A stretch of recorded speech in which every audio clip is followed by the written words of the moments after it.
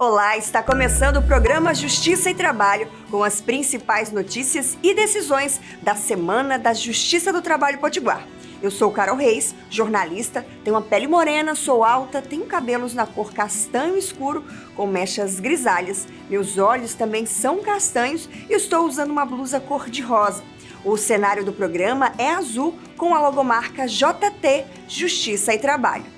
Nesta edição, você vai ver que após algumas tentativas, o Hotel Parque da Costeira finalmente foi negociado pela Justiça do Trabalho para pagar dívidas trabalhistas. A sede do Tribunal Regional do Trabalho do Rio Grande do Norte agora conta com recepcionistas que falam em Libras, a língua brasileira de sinais. Você também vai ver como fazer para incluir seu processo na 7ª Semana da Conciliação Trabalhista, que acontece neste mês. E ainda nessa edição, uma entrevista com a professora de Direito da UFRN, Yara Gurgel. Nós conversamos sobre o combate ao preconceito no ambiente de trabalho. Não sai daí que o Justiça e Trabalho está só começando.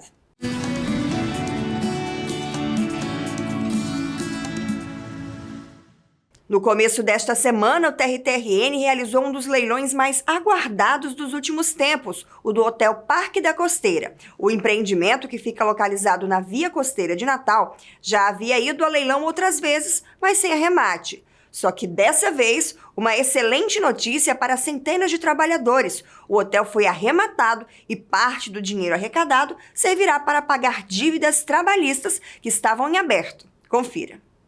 No auditório do Pleno do TRTRN, empresários, advogados, representantes da imprensa, servidores do tribunal e, claro, vários trabalhadores. O motivo? A realização de um dos leilões mais aguardados dos últimos tempos, o do Hotel Parque da Costeira. Depois de algumas tentativas, finalmente o empreendimento de mais de 25 mil metros quadrados de terreno e quase 14 mil metros quadrados de área construída foi a leilão, em mais um esforço da equipe de coordenadoria de mandados e pesquisa patrimonial do tribunal. O leilão dessa vez vai ser feito pelo maior lance, né, com a maior proposta que a gente conseguir. A gente tende a arrematar o bem, né, fazer a venda. Não existe um valor mínimo de proposta. Isso traz um pouco mais de flexibilidade para a gente fazer a venda do bem e conseguir o valor suficiente para pagamento das execuções trabalhistas, né, pagamento dos trabalhadores que estão esperando para receber. Entre os presentes, muitos interessados na venda real do antigo hotel. Entre eles estavam o Hugo e o Jonas. Os dois trabalharam cerca de 6 anos no Parque da Costeira, mas saíram da empresa e não receberam todos os direitos trabalhistas. A esperança na venda do empreendimento era grande, o que vai possibilitar o recebimento desses valores. Assim que a gente saiu do hotel, a gente foi logo procurar um advogado, né, para poder saber o que ia fazer e passou todas as informações que ele precisava. Muita coisa que aconteceu lá dentro que foi colocado no processo. E a gente aguarda que dessa vez dê certo. Não tenha tanta enrolação como tem tido esses últimos anos. Porque devido ao atraso de salário, tudo isso que aconteceu, a gente tinha tirado do nosso bolso para botar a passagem, né? Prejudicou muita gente, né? Aí devido à ocorrência desse leilão, se Deus quiser, vai ser leiloado hoje, para a gente estabilizar, normalizar a vida da gente, né? Tanto eu como muitos que precisam. O leilão ocorreu no formato híbrido, ou seja, com realização presencial e virtual. A empresa responsável pelo certame foi a Lance Certo Leilões. Para o leiloeiro Francisco Doege, o leilão do Parque da Costeira era aguardado por diferentes interessados há muito tempo. Ele estava avaliado inicialmente em 139 milhões, mas essa avaliação é de antes da pandemia, antes de ter sido o hospital de campanha, numa outra realidade. Então, o processo, a gente vai começar recebendo das maiores propostas para cima. Foi feita uma publicidade, a gente mostrou bastante o hotel e hoje a gente espera que realmente seja resolvido esse processo. Na última semana, a Asta Pública sofreu um pedido de impugnação por parte dos representantes do antigo hotel. Mas na última sexta-feira, dia 5 de maio, a desembargadora Maria Auxiliadora Rodrigues extinguiu o mandado de segurança interposto pelo hotel, tornando possível a realização do leilão. Já não é o primeiro, né? Já aconteceram em outras oportunidades, né? Mandado de segurança em que a relatora que julgou, né, a desembargadora Auxiliadora Rodrigues, ela identificou alguns problemas no processo em que está tramitando esse leilão judicial, né? E aí ela deferiu uma decisão ali para suspender momentaneamente o leilão. Mas na mesma data, os problemas que foram identificados foram resolvidos, né? E aí ela proferiu nova decisão extinguindo o mandado de segurança e autorizando a continuidade do leilão. Além das dívidas trabalhistas, os valores arrecadados com o arremate do Parque da Costeira também devem sanar dívidas fiscais e previdenciárias. Uma parcela do débito é trabalhista, o outro é de competência da Justiça Federal, porque se refere a tributos, incluindo contribuições previdenciárias e outros tributos que são arrecadados pela Receita e, portanto, que pertencem à União. Existe a prioridade do crédito trabalhista, 2 créditos são prioritários, trabalhista e FGTS, que seria nosso, e aí o pagamento é feito dependendo do valor de que resultar o leilão, o pagamento é feito primeiro para os créditos prioritários e depois sucessivamente conforme eles existirem. Iniciado o leilão, hora dos lances. O primeiro foi presencial, R$15 milhões. Poucos minutos depois, o segundo, que foi virtual e dobrou o primeiro valor, R$33.450.000. O terceiro lance foi de R$33.500.000. E após uma espera estratégica do leiloeiro, veio o quarto e último lance, R$35 milhões de um comprador de Recife. Depois desse, não teve jeito. Hotel Parque da Costeira arrematado. O arremate do Parque da Costeira foi comemorado por vários trabalhadores presentes. Na saída, Dona Rosimeire estava contente com a venda do empreendimento. Ela trabalhou no hotel por mais de 5 anos e, desde a saída, espera pelo pagamento de dívidas trabalhistas. Agora, a esperança de receber os valores ficou ainda maior. Certeza, esses anos todinho a gente só dando na cara, na parede, não tinha resposta nenhuma, até que enfim a gente está saindo com uma certeza boa. Estou muito feliz que Deus nos ajudou dessa vez. Com o arremate do hotel, o próximo passo é uma conferência por parte do Tribunal sobre Valores, Comprador e Repasses. Depois disso, a quantia será distribuída aos ex-funcionários no pagamento das dívidas trabalhistas. Com o aumento do número de pessoas surdas no mercado de trabalho, cresce também a procura dessas pessoas pela justiça trabalhista. Por isso, a partir desse mês de maio, o TRT do Rio Grande do Norte contratou recepcionistas capacitadas em Libras para atender de forma digna quem chega à recepção do tribunal. O mês de maio chegou e trouxe mais uma importante inovação no TRT-RN. É que o tribunal deu início aos atendimentos nas recepções em Libras, a língua brasileira de sinais. Recepcionistas foram contratadas para dar o suporte nos atendimentos iniciais aos trabalhadores surdos, que, assim como os demais, necessitam igualmente dos serviços da Justiça do Trabalho.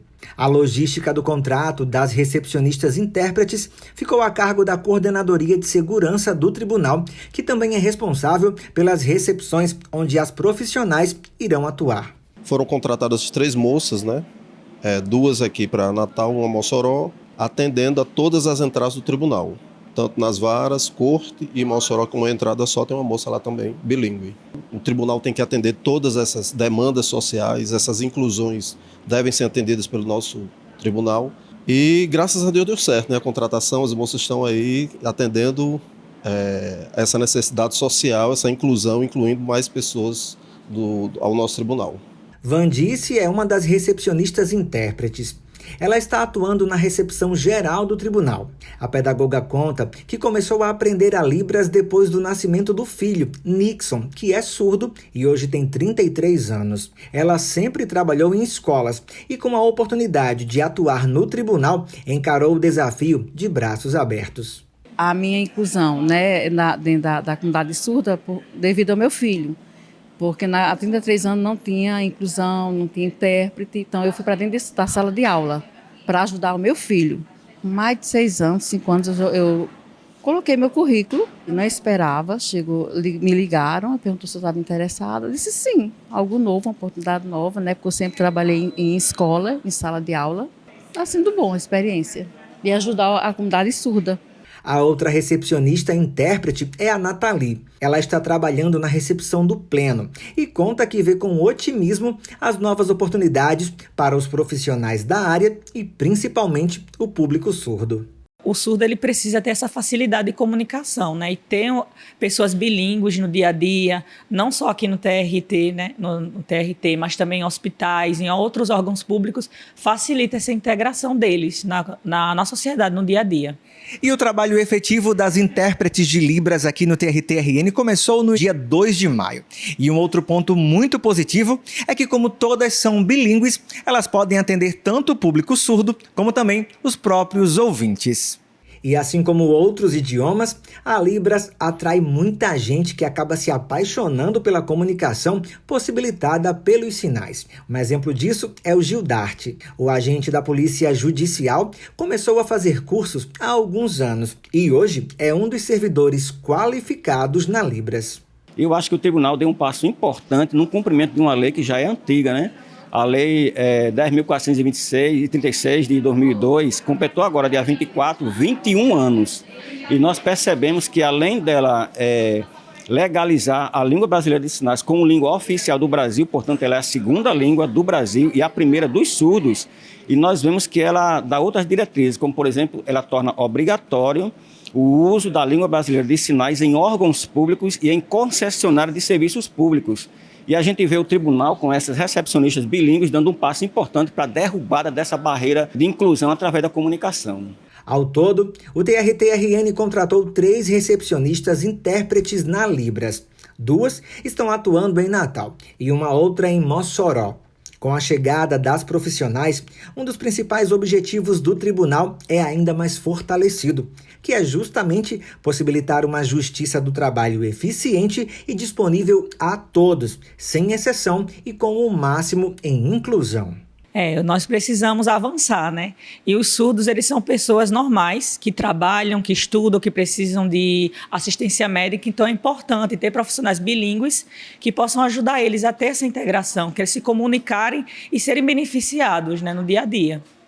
A 7ª Semana Nacional da Conciliação acontecerá nos próximos dias 22 e 26 de maio. E os Centros Judiciários de Solução de Conflitos e Cidadania, SEJUSC, de Natal e de Mossoró, já estão recebendo os pedidos de advogados e partes para a inclusão de seus processos na pauta da semana. Se você tem um processo na Justiça do Trabalho e deseja resolvê-lo, mas não sabe como proceder para encontrar uma solução imediata, a Semana Nacional da Conciliação Trabalhista é o caminho mais rápido para a resolução consensual do conflito. Para incluir seu processo em pauta, procure a Vara do Trabalho onde o processo tramita ou entre em contato com o Centro Judiciário de Métodos Consensuais de Solução de Disputas de Natal ou Mossoró.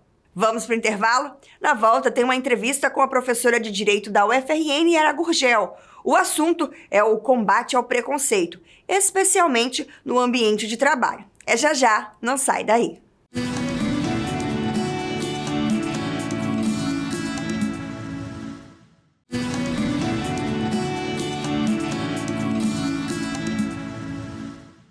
Neste mês de maio, o TRT-RN retomou o projeto Trabalho Sem Preconceito, com palestras abertas ao público sobre a temática.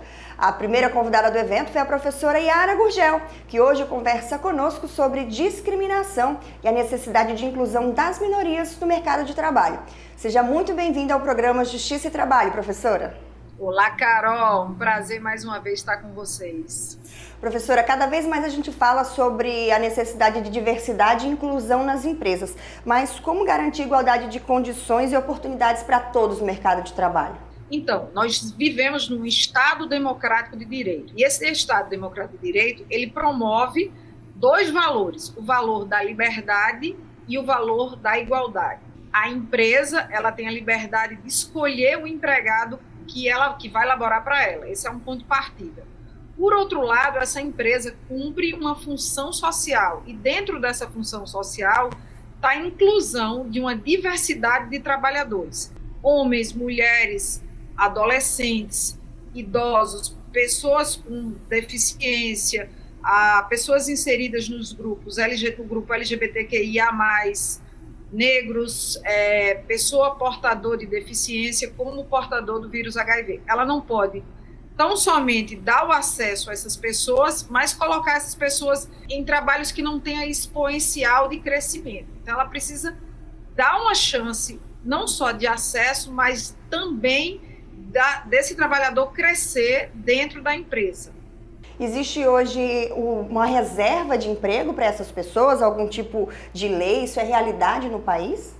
Dentro da CLT, eu tenho políticas públicas de acesso à mulher no mercado de trabalho, eu tenho uma legislação também referente à pessoa com deficiência, eu tenho a proibição da discriminação contra o trabalhador portador do vírus HIV, não só uma legislação ordinária, mas também tratados internacionais. E recentemente foi aprovado na Câmara dos Deputados, semana passada, que ele aprova a necessidade da igualdade salarial entre homens e mulheres. Você vai me perguntar, e não existe já isso? Sim, já existe, a nossa Constituição de 88 faz referência à igualdade salarial entre homens e mulheres. Mas qual é a diferença dessa lei que está em tramitação, brevemente ela vai ser aprovada, né? É que a empresa com mais de 100 trabalhadores, ela será obrigada a fornecer relatórios semestrais para mostrar essa transparência da igualdade salarial entre homens e mulheres. Então, eu tenho aqui o acesso e preciso também ter o respeito à igualdade salarial e também à igualdade de oportunidades de progressão na empresa. Essas leis todas que a senhora citou são muito mais relacionadas para barrar algum tipo de discriminação do que incluir essas pessoas, ou seja, passa também por uma mudança de cultura dentro das empresas. E é preciso mudar essa cultura, porque o que a gente tem? Muitas vezes a empresa ela inibe o acesso das mulheres ou de outras minorias quando ela vai selecionar os trabalhadores, esse é um ponto, e também na hora que esse trabalhador está inserido dentro do contexto laboral, ele não progride, ele esbarra num teto de vidro que ele não consegue ascender. Então ele vai sempre permanecer naquela mesma atividade, contrariamente aos homens que têm uma progressão muito mais visível. E como mudar então essa realidade? É um processo longo, né? Já são muitos anos que se fala sobre inclusão, discriminação, mas na realidade isso ainda está um pouco distante de acontecer. As empresas, elas precisam promover políticas públicas, é preciso, nos acordos coletivos, nas convenções coletivas, que fiquem realmente firmadas cláusulas que demonstrem essa necessidade de progressão salarial, a necessidade de respeito à igualdade de tratamentos, o respeito, na verdade, à legislação nacional e internacional. A gente acabou de ouvir e conversar com a professora Yara Gurgel, que é especialista no assunto. Muito obrigada pela presença aqui no programa Justiça e Trabalho, professora. Obrigada, Carol. Estou sempre à disposição de vocês. Um prazer imenso. O programa Justiça e Trabalho vai ficando por aqui, mas você pode continuar nos acompanhando através das redes sociais ou do nosso canal no YouTube. Até a próxima semana. Tchau!